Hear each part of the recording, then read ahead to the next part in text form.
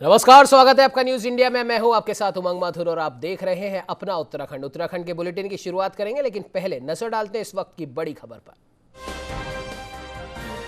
बड़ी खबर राजधानी देहरादून से, जहां बीजेपी प्रदेश पदाधिकारियों की हुई बैठक में मुख्यमंत्री पुष्कर सिंह धामी और प्रदेश महामंत्री भी रहे मौजूद। आगामी 2022 विधानसभा चुनाव को लेकर हुई चर्चा। तमाम मोर्चों को बूथ स्तर तक मजबूत करने के निर्देश। कार्यकर्ताओं को पार्टी की मजबूती को लेकर दिए निर्देश। बीजेपी प्रदेश अध्यक्ष मदन कौशिक ने दी जानकारी।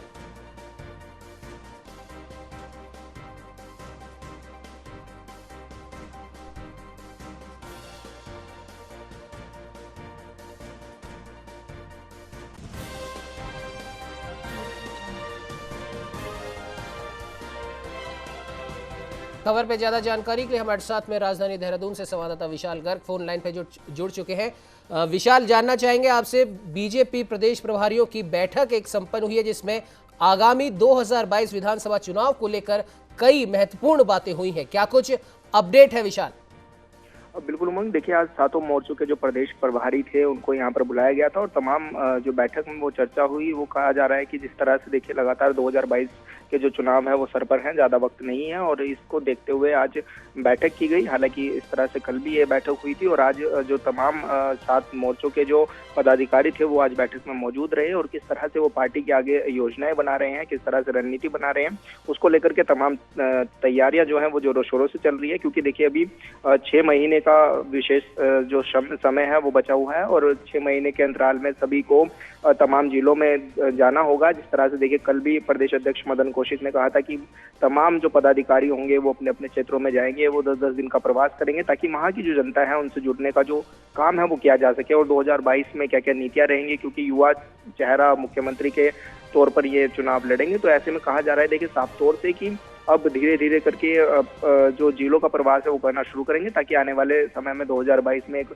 बड़ी जीत हासिल कर सके, क्योंकि लक्ष्य 7 सीटों का रखा गया है और ऐसे में तमाम जो बैठकें हैं वो तेजी से की जा रही हैं। और इसी कड़ी में देखिए कहा जा रहा है कि जल्दी जो जेपी नड्डा है, राष्ट्रीय जो बीजेपी के राष्ट्रीय अध्यक्ष हैं, वो लगातार वो भी मॉनिटरिंग करेंगे इस चीज की और उनका भी जल्दी दौरा यहाँ पर देखा जा सकता है।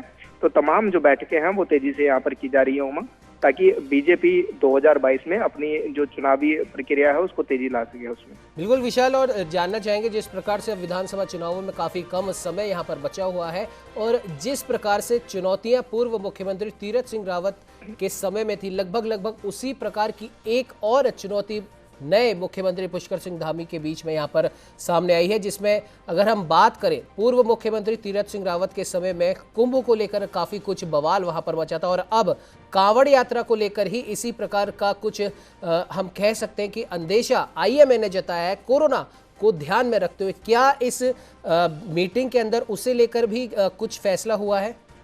देखिए उमंग, लगातार इन पर चर्चा चलती हुई नजर आ रही है कि किस तरह से हम अपनी चारधाम यात्रा को सुचारू करें और साथ ही कांवड़ यात्रा को लेकर भी लगातार जो चर्चाएं हैं वो करते हुए नजर आ रहे हैं मुख्यमंत्री। और आज इसी कड़ी में वो एक बैठक भी करने जा रहे हैं, जो कि जिस बैठक में मुख्य सचिव भी होंगे और डीजीपी अशोक कुमार भी होंगे, वो उनसे भी चर्चा करेंगे कि किस तरह से हम इसको कर सकते हैं। क्योंकि इससे पहले भी जब उन्होंने बैठक की थी तो उन्होंने साफ तौर से कहा था कि हम तमाम जो आसपास के जो मुख्यमंत्री हैं राज्यों के, उनसे हम बातचीत करेंगे कि किस तरह से हम उनको सुचारू कर सकते हैं। तो तमाम ऐसे विषय हैं जिन पर लगातार चर्चा बनी हुई है। लेकिन मुख्यमंत्री से भी जब सवाल किया गया और कल भी उन्होंने भी इस बात पर कहा कि अभी देखिए चर्चा अभी चल रही है और अभी ऐसा कुछ कंफर्म नहीं है, क्योंकि देखिए अभी कोरोना की तीसरी लहर का भी अंदेशा जाहिर हो चुका है और कभी भी तीसरी लहर दस्तक दे सकती है।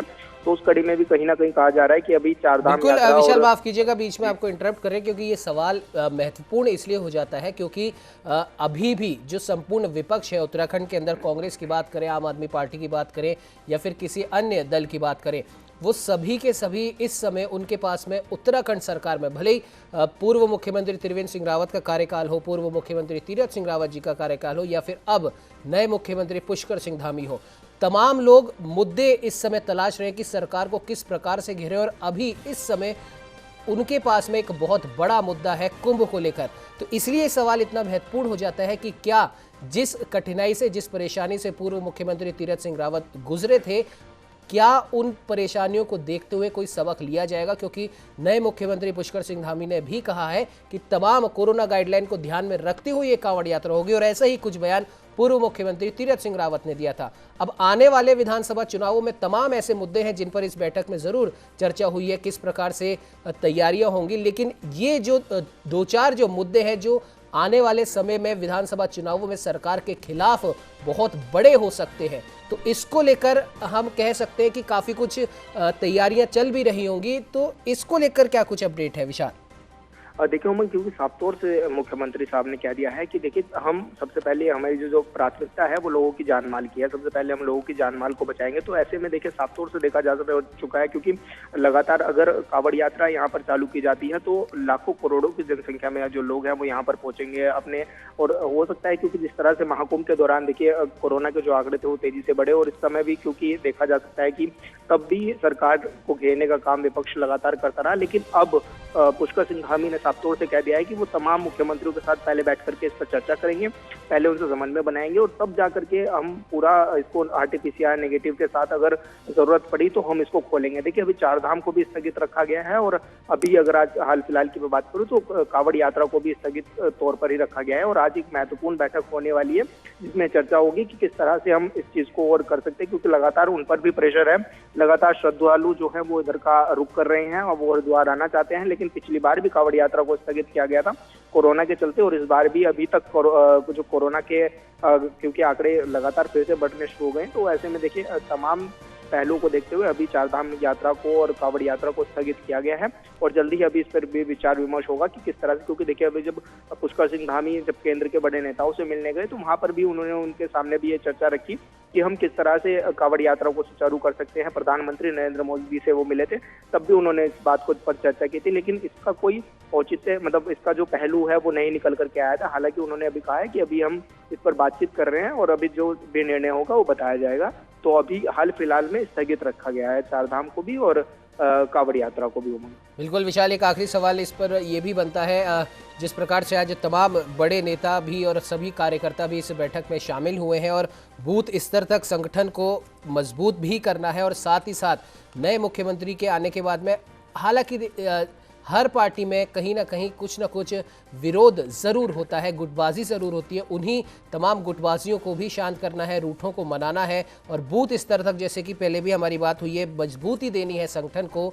तो इसको लेकर क्या कुछ महत्वपूर्ण निर्णय यहाँ पर निकल कर आए हैं?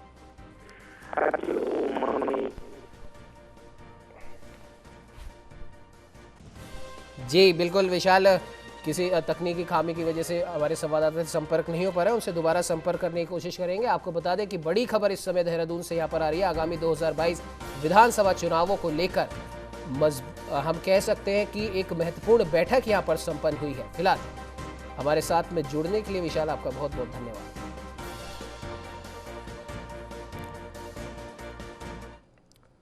खबरों में आगे बढ़ेंगे, लेकिन आइए पहले नजर डाल लेते हैं इस वक्त की एक और बड़ी खबर पर। बड़ी खबर राजधानी देहरादून से, जहां हरिद्वार में हुई डकैती के मामले का हुआ खुलासा। आईजी अमित सिन्हा और डीआईजी नीरू गर्ग ने की प्रेस वार्ता। मामले में 8 बदमाशों को पुलिस ने गिरफ्तार किया है। डकैतों से 1.3 किलोग्राम सोना और 12 लाख रुपए नकद बरामद किए गए। बदमाशों से भारी मात्रा में असलाह भी पुलिस ने बरामद किया है। उत्तर प्रदेश पुलिस से बर्खास्त सिपाही संजय को भी किया गया गिरफ्तार। बड़ी खबर देहरादून से, हरिद्वार डकैती के मामले का खुलासा हुआ। आईजी अमित सिन्हा और डीआईजी नीरू गर्ग ने इस बारे में एक प्रेस वार्ता भी की है। आपको बता दें, इस पूरे मामले में 8 बदमाशों को पुलिस गिरफ्तार कर चुकी है। करीब 1.5 किलोग्राम सोना और 12 लाख रुपए नकद बरामद हुए हैं। भारी मात्रा में हथियार भी पुलिस ने बरामद किए हैं।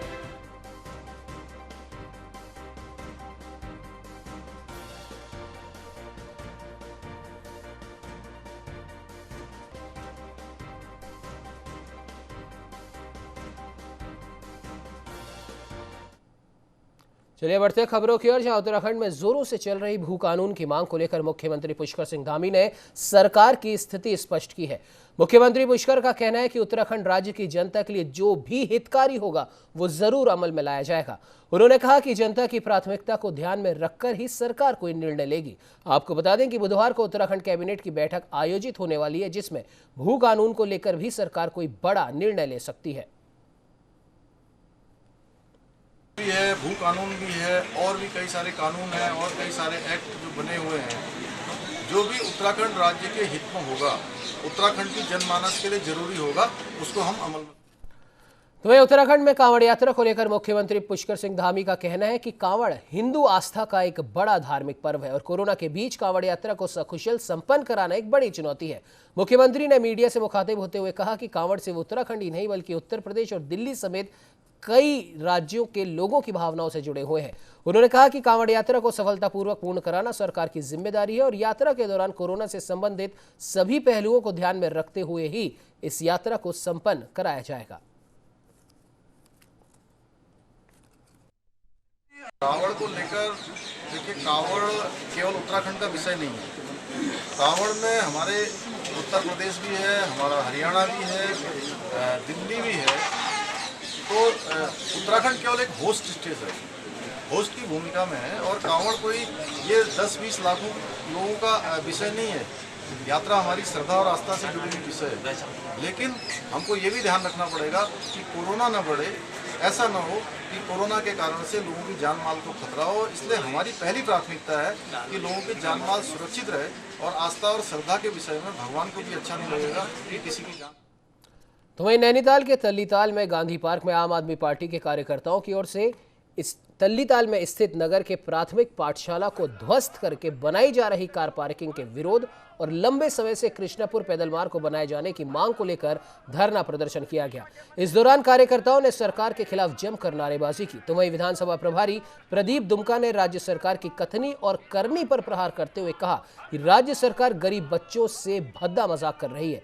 जिस शिक्षा के मंदिर में गरीब बच्चे शिक्षा ग्रहण कर रहे हैं उसे तोड़कर वहां पार्किंग बनाई जा रही है, जबकि सरकार को इस प्राथमिक विद्यालय का सुधारीकरण कर इसमें गरीब बच्चों के लिए इंग्लिश मीडियम तर्ज पर पढ़ाई की व्यवस्था करनी चाहिए थी। मतलब जो जिसमें कि करीब 100-125 साल से एक प्राइमरी स्कूल बच्चों के लिए और एक जूनियर हाई स्कूल चला करता था। इन स्कूलों में मजदूरों का बच्चा पढ़ता है, इन स्कूलों में गरीब का बच्चा पढ़ता है। और अगर आपने ये स्कूल तोड़ दिए दोनों, अभी भी वहाँ पर 50-60 बच्चे पढ़ते हैं। कोविड का पीरियड चल रहा है लेकिन फिर भी वहाँ शिक्षा चल रही है। 50-60 बच्चे यहाँ दोनों स्कूलों में पढ़ते हैं और आपने अगर इन स्कूलों को बंद कर दिया तो ये बच्चे कहाँ जाएंगे पढ़ने के लिए? अंग्रेजी स्कूलों की यहाँ पर जो अंग्रेजी स्कूल है वहाँ तो बहुत ज़्यादा फीस है, वहाँ तो बच्चा वो जा नहीं सकता। तो आपने ये तोड़ने से पहले सोच ही नहीं रहे हैं कि गरीब का बच्चा कहाँ एजुकेशन लेगा। इस सरकार से मांग करते हैं कि आप शिक्षा के स्तर को सुधारिए, कारण जानिए, उनको खोजिए कि क्यों बच्चे वहां पर कम हैं। तो ये उत्तराखंड के चंपावत में सुबह से ही लगातार बारिश का दौर जारी है। बारिश के कारण टनकपुर चंपावत नेशनल हाईवे पर जगह जगह भारी मात्रा में मलबा भी भर गया है। धौन के पास भी सड़क मलबे से अटी हुई है और इस मलबे में एक कार भी फंस गई है। इस मलबे की वजह से धौन में लंबा जाम लगा हुआ है। दोनों तरफ वाहनों में यात्री भी फंसे हुए हैं।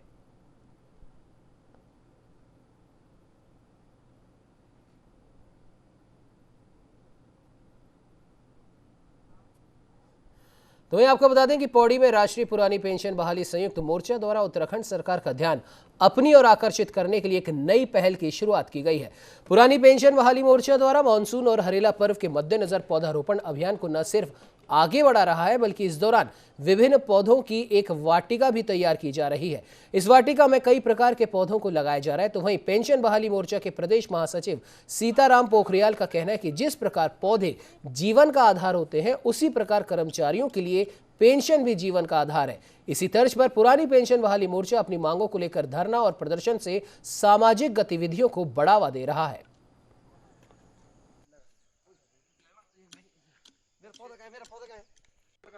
लगातार अपनी मांग को लेके चाहे उत्तराखंड सरकार हो चाहे केंद्र सरकार हो, इससे हम मांग करें कि पुरानी पेंशन बहाल की जाए। और हम क्योंकि कोरोना काल था इसलिए हमारा कार्यक्रम शांतिपूर्ण ढंग से कार्यक्रम कर रहे हैं। और यदि अब सरकार क्योंकि 2022 का चुनाव नजदीक है, 2024 का चुनाव नजदीक है, तो निश्चित रूप से वर्तमान में जो भी सरकार है और वर्तमान में बड़ी उसकी बात है कि दुख की बात है कि 2004 में यही सरकार भारतीय जनता पार्टी जो सरकार थी इनके समय में पुरानी पेंशन बंद हुई है। तो हम इनको आह्वान करें, अनुरोध करें। लगातार आपने देखा मुख्यमंत्री कार्यालय से लेकर राष्ट्रपति कार्यालय से प्रधानमंत्री कार्यालय तक हम लगातार संपर्क बनाया पर अभी तक पुरानी पेंशन बहाली के लिए सरकार द्वारा कोई सकारात्मक कदम नहीं उठाया गया। हमारे द्वारा यहाँ पे पूरे प्रदेश में लगभग 80,000 कर्मचारियों द्वारा आज ओपीएस के नाम पे एक वृक्ष लगाया जा रहा है।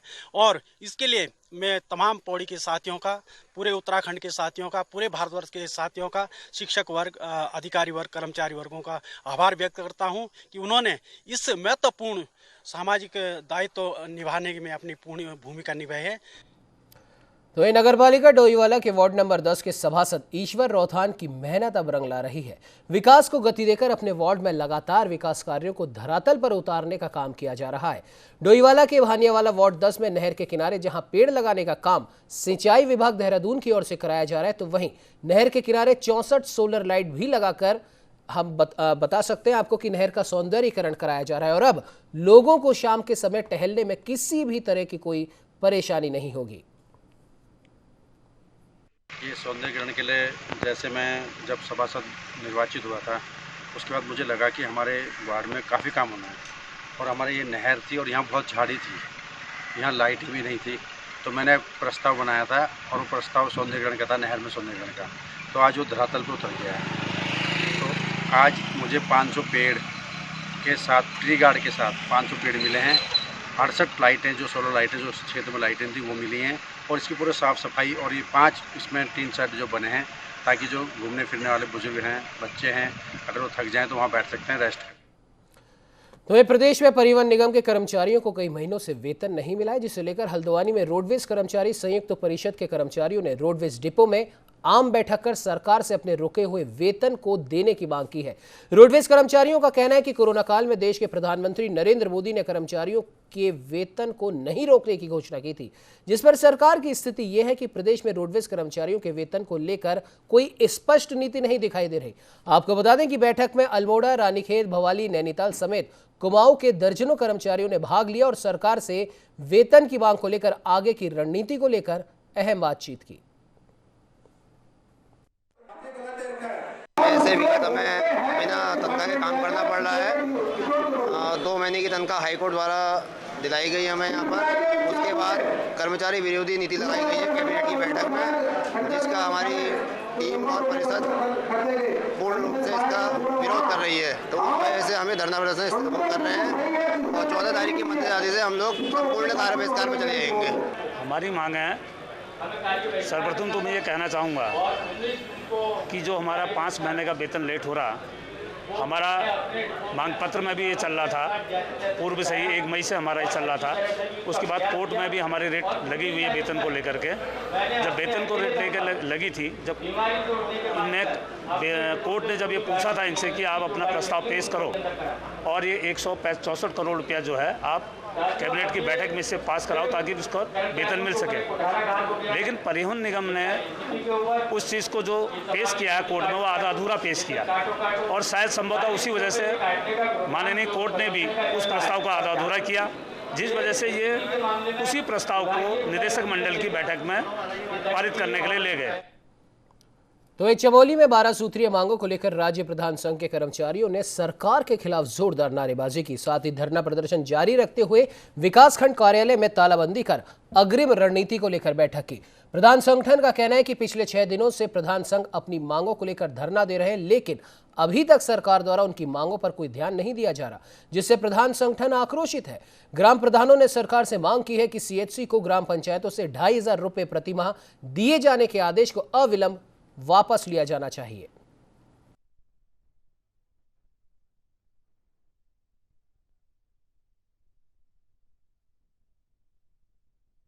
विगत 1 जुलाई से 10 जुलाई तक हमारा ब्लॉकों में तालाबंदी और धरना प्रदर्शन रहा।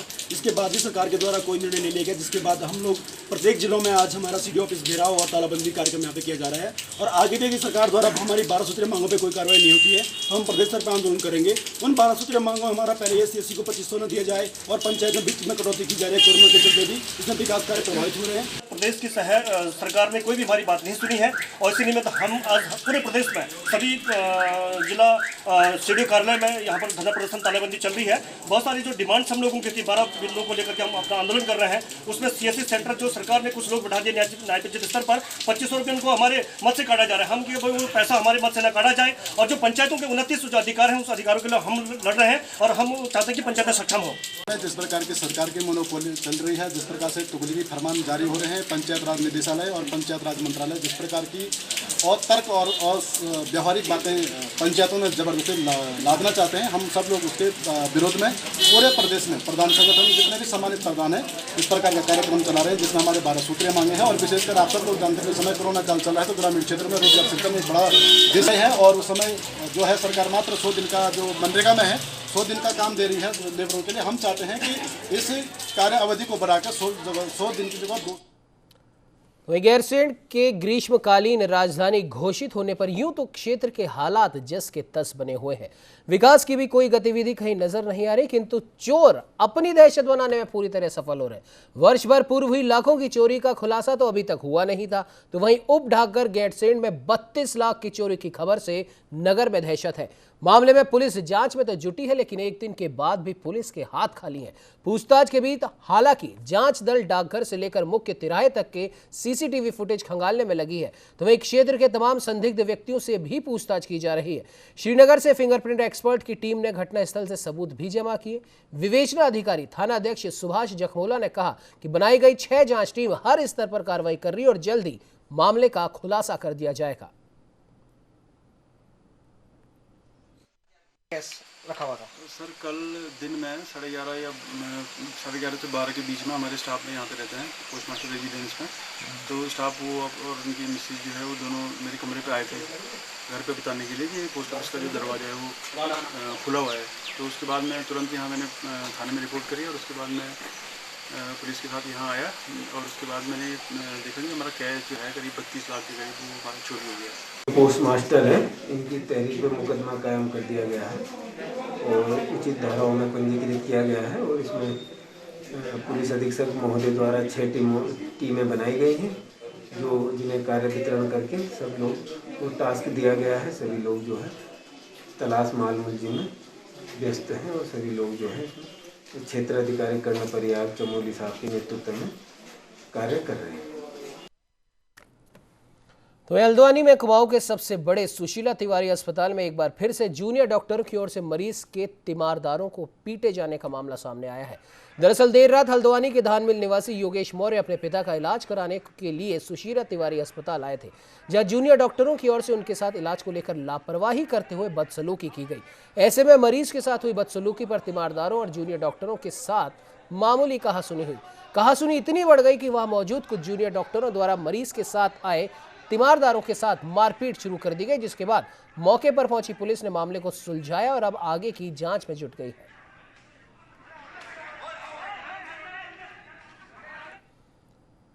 तो उत्तराखंड की अल्मोड़ा पुलिस इन दिनों नशे के खिलाफ अभियान चला रही है। पुलिस ने अवैध शराब की एक बड़ी खेप के साथ एक तस्कर को भी गिरफ्तार किया है। तस्कर अवैध शराब को अल्मोड़ा से बाड़े छैना सिराघाट ले जा रहा था, जहां पुलिस ने चेकिंग के दौरान आरोपी से 140 पेटी अवैध शराब बरामद की है। कोतवाली निरीक्षक अरुण कुमार ने बताया कि एसएसपी अल्मोड़ा के निर्देश पर मादक पदार्थों की तस्करी करने वालों पर नजर बना रखी है, जिसके फलस्वरूप बड़ी मात्रा में अवैध शराब बरामद की गई। तो वहीं आरोपी के खिलाफ आबकारी अधिनियम के तहत मुकदमा दर्ज कर उसे जेल भेज दिया गया है।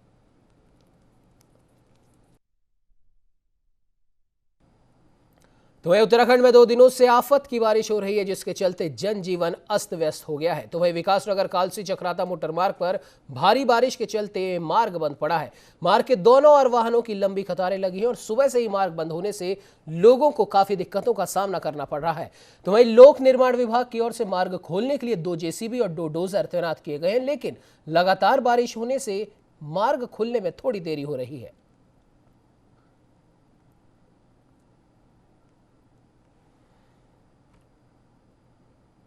इस बुलेटिन में फिलहाल इतना ही। देश दुनिया की तमाम खबरों की जानकारी के लिए आप बने रहिए हमारे साथ और देखते रहिए न्यूज़ इंडिया।